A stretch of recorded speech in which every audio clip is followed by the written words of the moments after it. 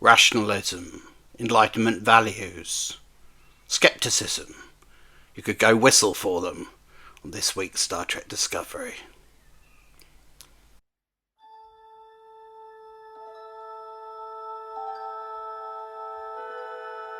Space.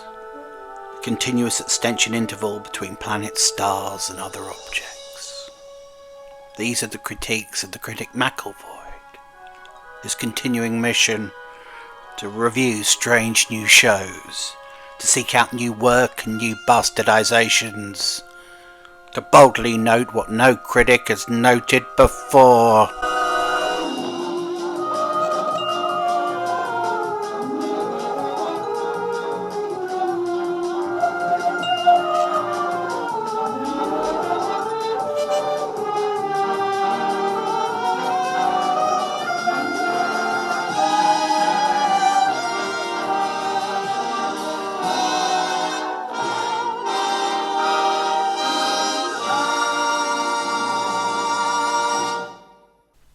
This week's Star Trek Discovery was called Whistle Speak, which signalled to us that it was going to be one of those kooky, whimsical episodes that Star Trek Discovery does so very badly, and this indeed was no exception. This was a sort of must not violate the Prime Directive episode in the spirit of Who Watches the Watchers, but you'll recall that Who Watches the Watchers, which is a classic Star Trek The Next Generation 3rd season episode, was about trying to fix an almighty mess after the Federation accidentally revealed itself to a pre-warp civilization, and Picard and co had to sort of rally together to try and fix it. Oh, we've got to put the natives back in their box, these backward Nimrods. We've got to make sure that we don't screw up the natural progression of their civilization, all of that business. Well, in Discovery, the twist was that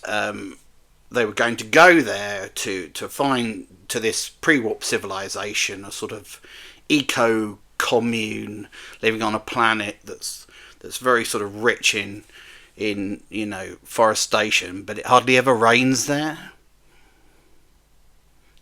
But they had to go there in pursuit of the clue. The vial that they got last week turned out just to be distilled water, nothing more.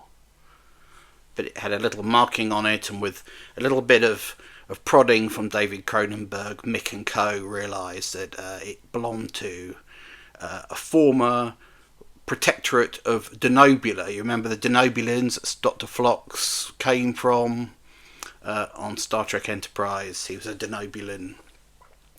On their trade route was a planet full of backward eco-warriors who all dress in brown and green and worship the trees and the sky gods, and have built their entire culture around it raining, drinking out of wooden bowls.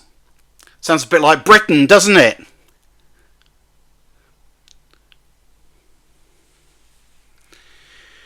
Anyway,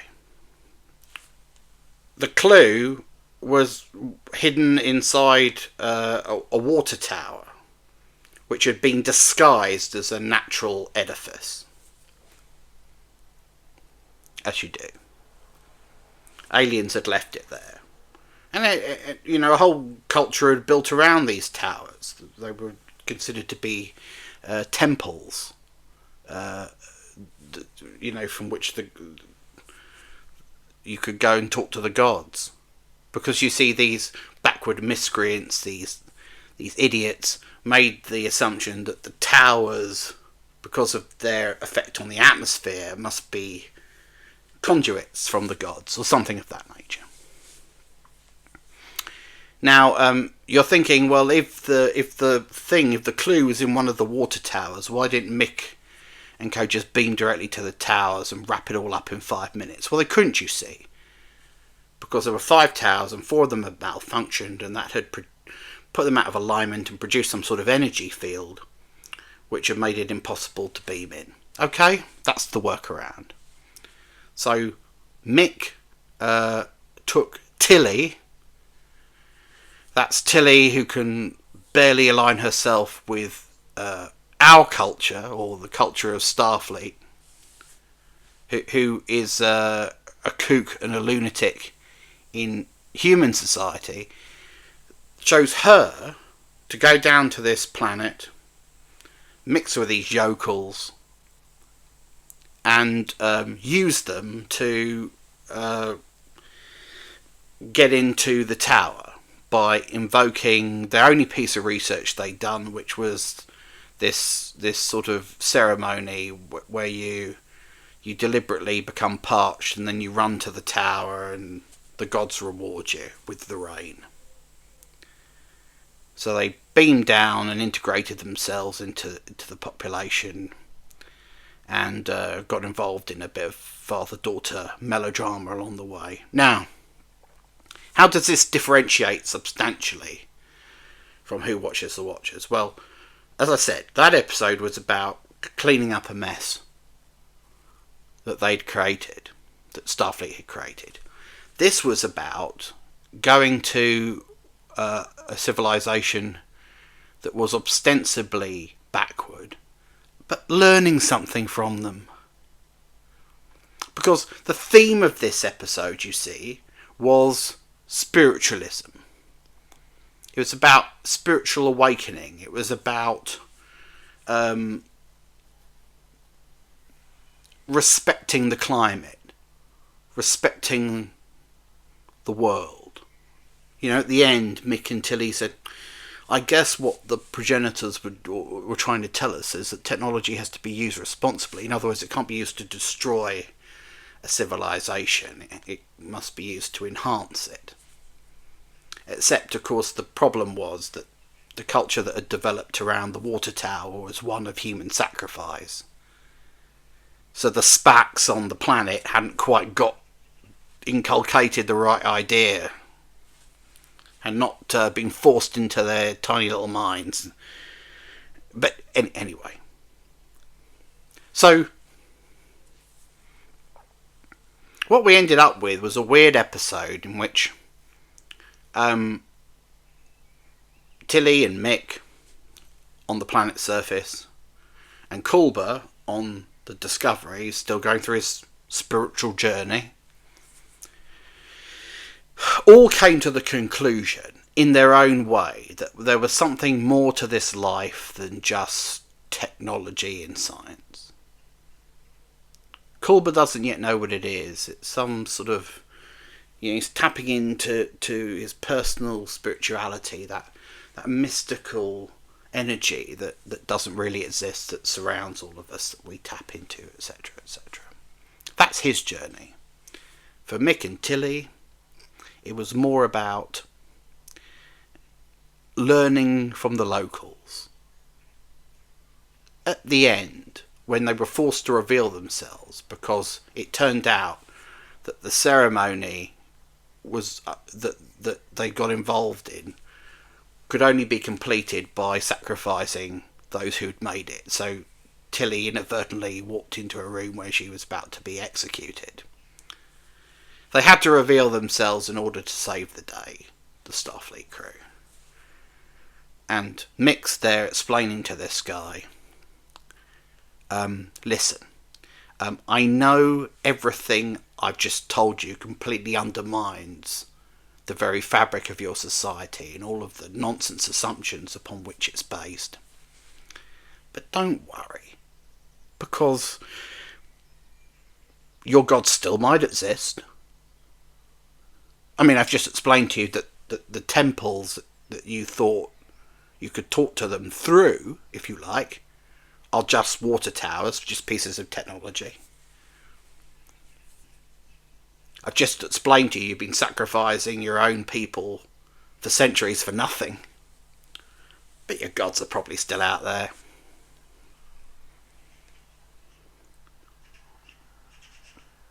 It's nice, isn't it? It's nice to believe that there's something more than ourselves out there, that we're just part of a cosmological order that we don't fully understand. It's a lovely old-fashioned idea, which Star Trek doesn't believe in. Star Trek doesn't believe in it. You see, in Star Trek, we look at the world through the lens of scientific discovery, the scientific method. It's about what we do know and can prove, not what we don't. The whole point of the Star Trek universe is to view it through the lens of enlightenment values and skepticism. We don't say, do we, that the aliens in the Bajoran wormhole are gods. We say they're aliens because that we know them to be aliens. Aliens, by the way, who had a terrifying ability to scan all of space and time and control events. Possibly the greatest threat to the Federation that's ever been passively experienced and enjoyed by a Starfleet crew. They didn't ever understand how dangerous they really were, even when Sisko became a demigod at the end of the show. But that's Deep Space Nine. We're not talking about that. We'll come, maybe one day we'll do that, but not today.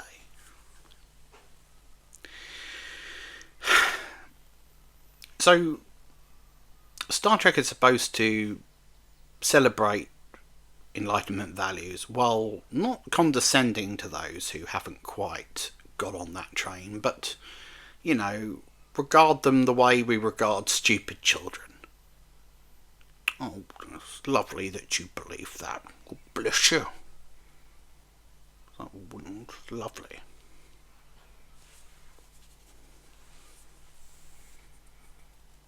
But not to adopt that idiocy for ourselves, as seems to be happening. Now, why, you might ask, would Star Trek Discovery do this? Well, perhaps it's because that Star Trek Discovery is a show that is so religiously attached to the idea of representing, it seems, every facet of the human race, no matter how ignorant. It's all about sort of full spectrum representation. We have to include and represent those people who define their lives through spiritual means. Who are these people, you ask? They're the kind of people you meet who've gone to live in a forest for 2 months. And they're filthy and they're caked in shit. And they say things like, I gave up my career as a doctor, but I'm so glad I did, because now I can just fully get to know myself. What I've done is I've attuned my senses to the earth and to the trees and to the flowers, man, and I am at peace. I've got no money. And nothing. And my parents think I'm a fucking idiot. And could I borrow some money? Because I can't live like this. I can't live like this in the fucking forest. I have to boil down my own urine. But oh man. Oh, Mother Nature, man. She's so beautiful. Have you seen her? She looks a bit like Beyonce. She's beautiful. It's that sort of person. It's the kind of person that, you know, grows fucking marrows for a living, but deals drugs on the side. They've got to be represented too, haven't they? Because they're out there and they may be Star Trek fans. They obviously don't understand Star Trek's core values, but they watch it. And if they're watching Star Trek Discovery, they must be represented. That's the key. And here they are. In Whistle Speak, they were represented. A dull people, for sure, who talk in that slightly stilted, mannered way that all backward communities in Star Trek talk like, you know. It is It is our hope that we will one day meet the gods and partake in their grace by drinking the holy water, the sap of life. Well, the real sap in this show was Tilly. Why didn't they leave her behind?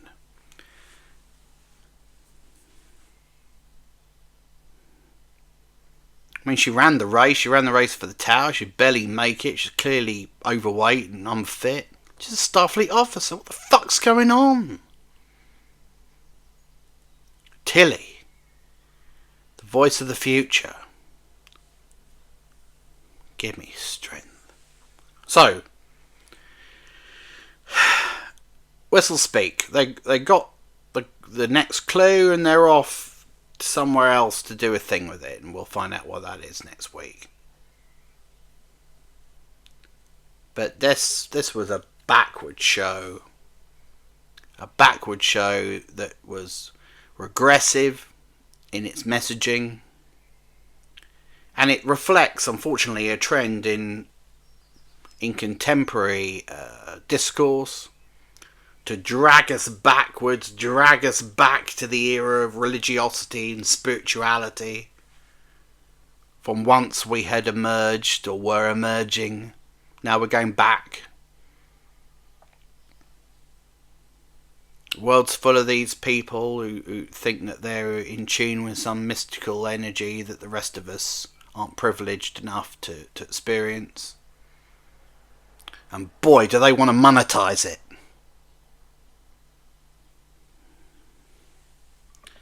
And that's what this episode of Star Trek Discovery was about, really. Was I spiritually awakened? Was I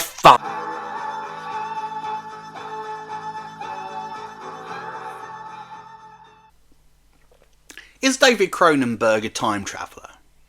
He had a notepad from the 21st century in this episode. Some have speculated that maybe he's Future Guy from Star Trek Enterprise. That, of course, would mean that the writers of Star Trek Discovery would have seen Star Trek Enterprise and would value that unexplained bit of backstory the way we do. I doubt it. But something to think about. Why do all the holograms on Star Trek Discovery glitch? They do so to remind us that they're holographic images, but in the 32nd century, as it was in the 23rd incidentally, they can't perfect a system where you project somebody's image and it doesn't glitch. On the Whistle Speak tour, Tilly and Mick met a woman who couldn't pronounce her R's. She was praying for Wayne, she said. We don't know who Wayne was, but if your script is about a planet where the public venerate rain, wouldn't it be a good idea to hire an actress who could pronounce her R's?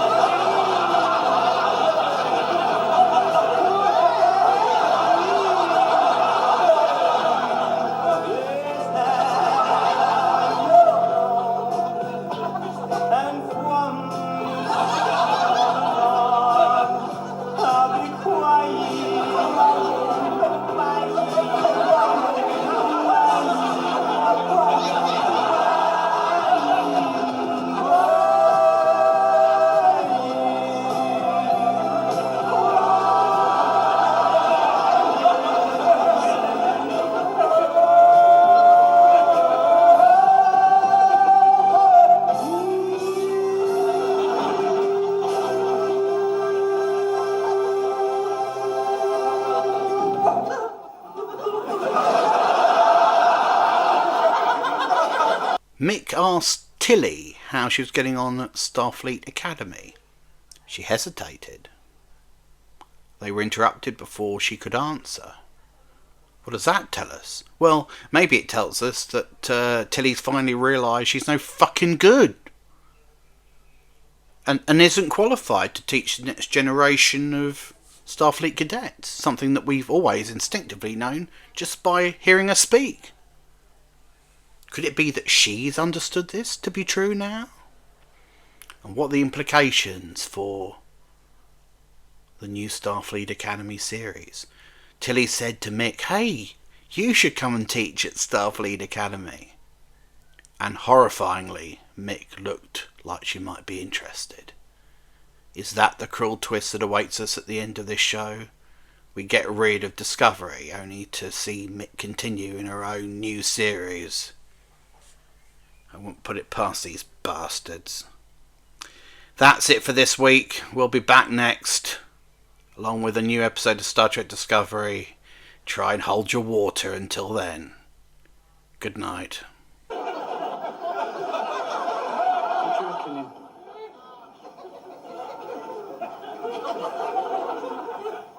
I'll see you later.